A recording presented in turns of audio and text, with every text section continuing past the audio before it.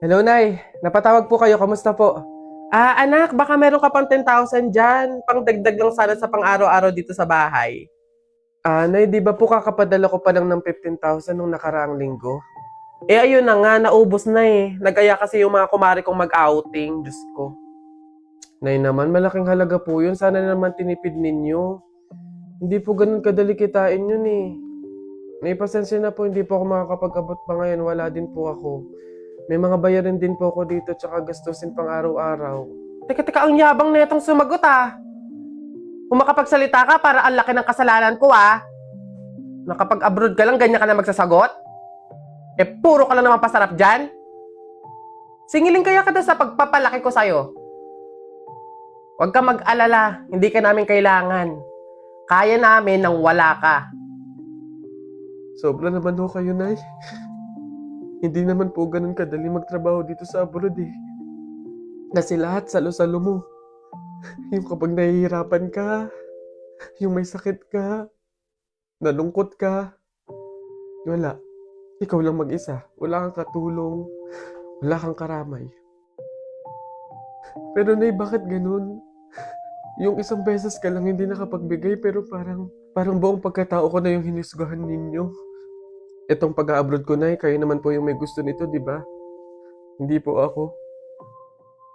Gusto ko po kasi, Nay, maging doktor talaga eh. Yung makakapagbigay ako ng tulong sa mga tao. Yung makakapaggamot ako ng libre. Yun talaga, Nay. Kaso mahirap kasi tayo eh. Kaya itong pag-a-abroad ko, pinili ko na lang to para sa inyo. Na yung pasarap po ba na sinasabi nyo, yun po ba yung kapag natanggap ko na yung sahod ko, bibili ako na kahit man lang pares ng damit?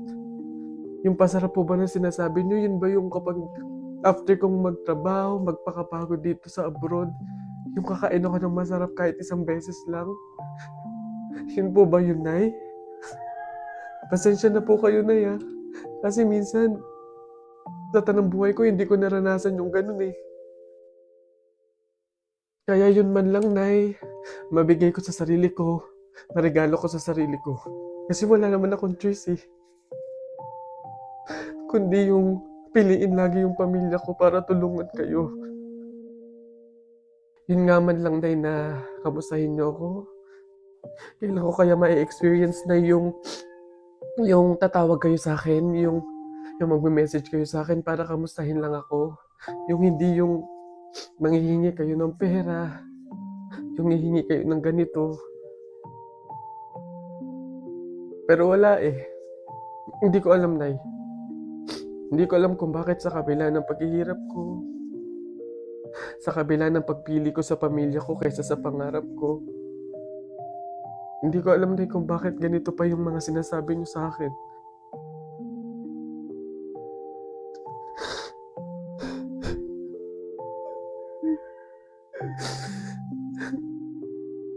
Gagi mga pare, gutom na ako Tara sa BGC, restaurant tayo mga tol. Tara. Uy gagi, same pare, yung stomach ko, it's hurt pare. I'm gonna die. Tara na, kain na tayo. Dito, ano ba mga pare? Good day mga sir, can I have your order please? Ano na lang, 3 hamburger, 3 spaghetti, isang pizza, tsaka 3 halo-halo. Ang dami niyong order mga sir Gagi, gutom na gutom kami, grabe, legit. Sobrang dami kasing shorty ngayon sa BGC. Sobra yun ang dami. Pagod na pagod kami yun, Ayan, 1,534 po lahat. Tanong ko lang din po kung meron kayong mga vaccination card. Vaccination card? Baka pwedeng pagbigyan nyo muna kami kahit ngayon lang, pasensya na po mga sir, hindi po pwede kasi requirement po yung vaccination card dito sa restaurant bago po kumain. Gagi, gutom na kami, consideration naman. My stomach is hurt na, baka naman. Kung wala po kayong mga vaccination card, labas, dali. Bye-bye. Bad trip naman. Tara mga pare, gagi, magkarindorya na lang tayo. Tara naman. Excuse me po, magtatanong lang po, mawalang galang na.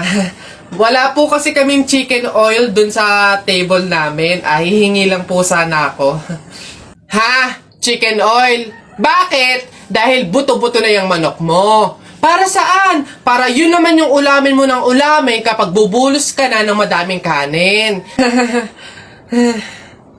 Alam ko na yung mga strategy yung ganyan. Kapag nga naman naubos yung manok na dapat tinipid nyo, ang pupunteryahin nyo naman yung chicken oil namin. Kasi nga naman masarap yung chicken oil namin, pwede nga namang ulamin yun. Dahilan para mapakinabangan nyo yung only rice. Alam ko na yan, wala na kayong mauuto dito. Visit? Akala nyo, banu-banu ako, no? Akala nyo, hindi ko malalaman yung iba pang mga strategy nyo. Hindi po to chicken oil. Wala po tong lasa. Ay, wow! Ikaw pa tong nag-inarte. Alam mo, kulang pa nga yan eh. Asin. Budburan mo ng asin para magkalasa. Chicken oil, chicken oil. Wala na, ubos na.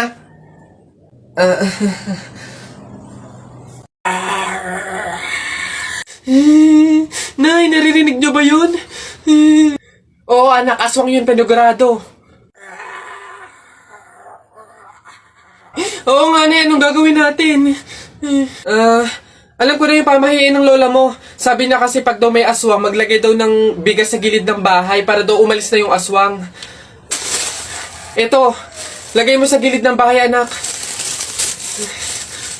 Sige, Nay. Oh, yan na, umalis ka na, aswang ka! Ay, yan. Sa wakas may pangsaing na rin ako. Mga oto-oto, papahin, pamor! Tipid-tipid ng mga to. 1 kilong bigas lang. Ano man lang 1 kabang bigas. Saan ba sunod? Ay, ayun yun. O basta mga pare, ganito ang plano ha. Kapag andun na tayo sa mga inasal, isang PM1 na only rice lang yung o-orderin natin. Isa lang ha. Tapos PM2 na hindi naman only rice. Makakatipid na tayo nun guys kasi doon sa order na only rice tayo hihingi ng mga kanin. G? Okay? G. Oh, good day mga sir. Excuse me, order kami, no? PM1 isa na only rice, tapos PM2 na hindi naman only rice, 3. Hoy kayo. Sinong maloloko nyo, ha? Wala na kayong maloloko dito. Alam na namin yung mga strategy nyo. Since mahal yung only rice, isang only rice lang yung o-orderin nyo. Tapos yung iba, mga mumurahin na. Ngayon, pag naubos yung kanin, tsaka nyo pupuntiryahin yung isang only rice lang na order nyo. Bubulos kayo ng bubulos, iisa lang naman yung in-order nyo only rice. Sinong maloloko na hindi? Simula ngayong araw na to, hindi na mangyayari yung ginagawa nyong ganyan. Kung sino lang yung umorder ng only rice, siya lang yung kakain ng madaming kanin. Ay, bawal ba yun? Oo, bawal na nga. Ngayon, kaya wag na kayong magtangkang magdaya-daya dyan mga abutan ng kanin nyo na yan dahil pababantayan ko kayo. Pasok! Kala nyo tignan natin ngayon.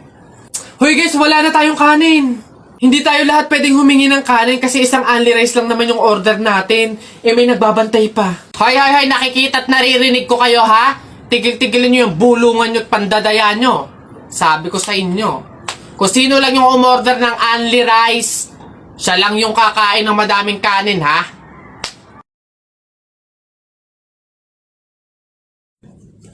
Hoy, princess! Bakit Lilibet? Anong baon mo ngayon? For sure naman, maiinggit ka sa akin kasi ang baon ko for today, I have chocolate. I have 2 juice. 2 juice to ha. Akin lang lahat yan. Tapos, I have 2 Chucky. O, sa'yo, anong baon mo? Ano ba yan? Yun na yun. So cheap naman. Halos puro inumin. Ako, ang dala ko for today. Meron ka bang biscuit? Soft drinks. Siyempre, hindi mawawala yung apple. Tapos, meron din akong baon na pera. O, meron ka bang ganyan? Oy, Bimbo! Anong pinabaon sa'yo ng inay mo ngayon? Teka lang, titigdan ko. Saging, tsaka suman. Bakit? Yung sa'yo?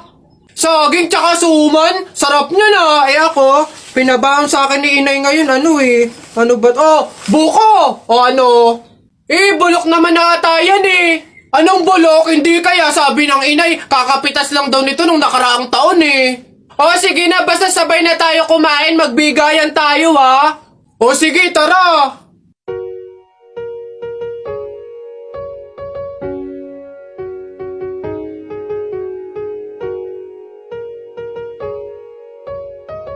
Try ko daw tong Sting na may Burr brand.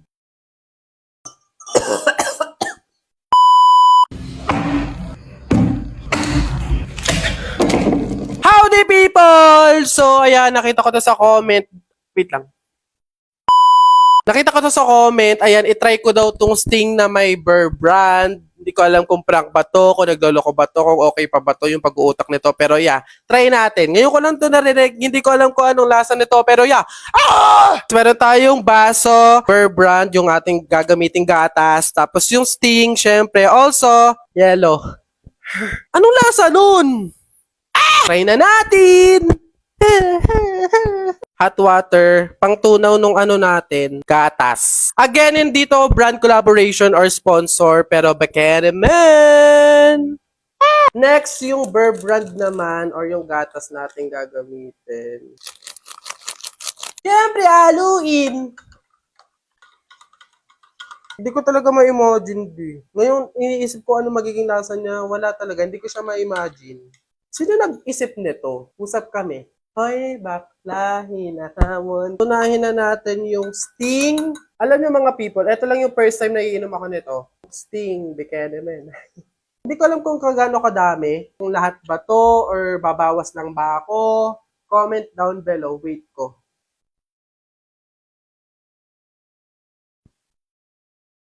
Siguro mga hanggang dito. Basta. Huwag kayong makialam. Okay. Oh, tinan mo para siyang strawberry. Tinan mo yung color niya. Konti pa. Para siyang naging strawberry drink.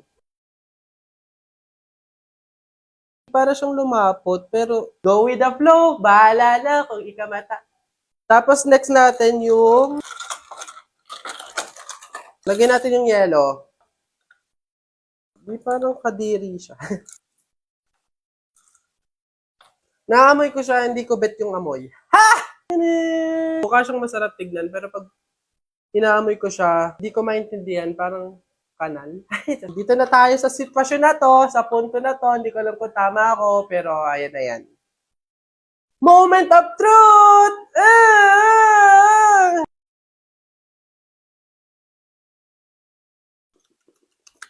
Parang panis na gatas. Makakaubo? Tama ba ako? Inubo pa siya, Day. Tingnan mo. Pabaligtad ko na, baka laway conscious ka eh. Papakita mo sa video, malaman kung anong lasa. Pangit, parang ano, panis, no? Basta kayo na lang mag-try. Try nyo na lang. Baka sa inyo masarap. Ganon. Baka ako maarte lang ako. Ganon. Try nyo na lang din. Nak? Oh, Nay, bakit? Mamaya, ilabas mo yung mga sopas at dadalaw daw dito sa burol ng lolo mo si Ate Telay mo. Ha? Si Ate Telay ma, yung ang anak is si Jacob? Oo, bakit? Naku, Nay, crush na crush ko yung dati pa. Wait lang, mag-ayos lang ako. Hoy, teka. Ha?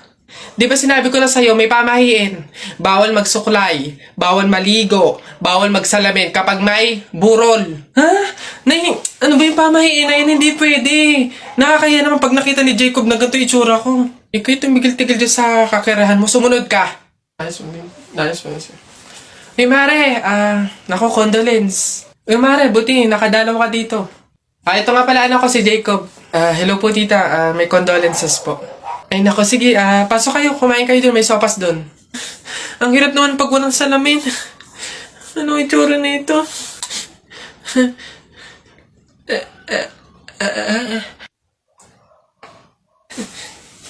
Hi, Jacob. Hi.